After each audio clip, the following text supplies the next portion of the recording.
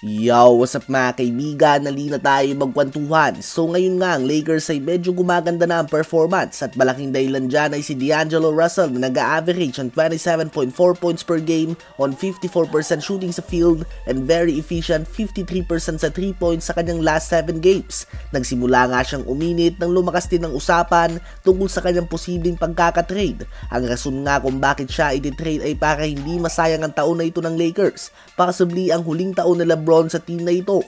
Ganun pa man ay dapat na nga bang maghanda at magplano ang Lakers para sa susunod na season kung saan most likely ay aalis na si LeBron. Inaasahan nga na aalis na si LeBron sa Lakers next season dahil sinabi na niya na gusto niya maging kakampi ang kanyang anak. Kaya naman expected na kung saan nga madadraft si Bronny ay doon din siya lilipat. At hindi inaasahan ng Lakers na mag-draft kay Bronny dahil isa nga silang franchise na gustong manalo palagi at walang balak na maghintay para sa mga players na mag-develop.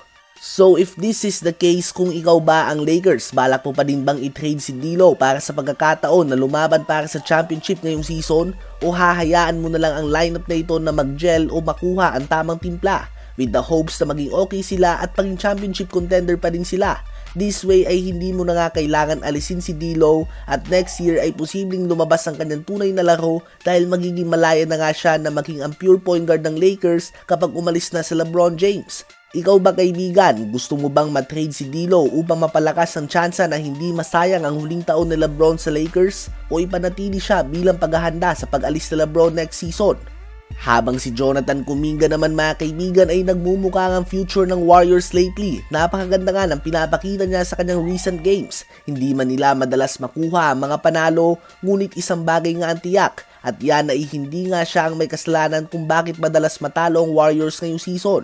Sa kanyang last 5 games ay nag-average siya ng 25.6 points and 5 rebounds per game while shooting 68.8% sa field. So far ay struggling pa din nga ang Warriors, ngunit wanting to be excited about kung ikaw ay fan nila ay si Jonathan Kuminga na nagpapakita ng malaking growth sa kanyang performance. Wag na nga kayong magulat kung next year ay maging permanent member na siya ng kanilang starting 5 at si Draymond o Wiggins na ang manggaling sa bench. Ano ba masasabi nyo tungkol dito?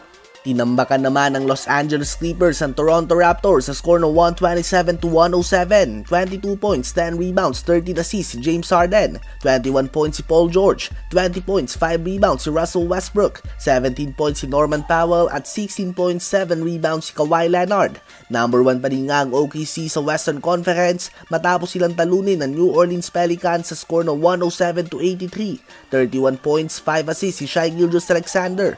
20 points, 13 rebounds si Chet Holmgren at 15 points, 7 assists si Jalen Williams.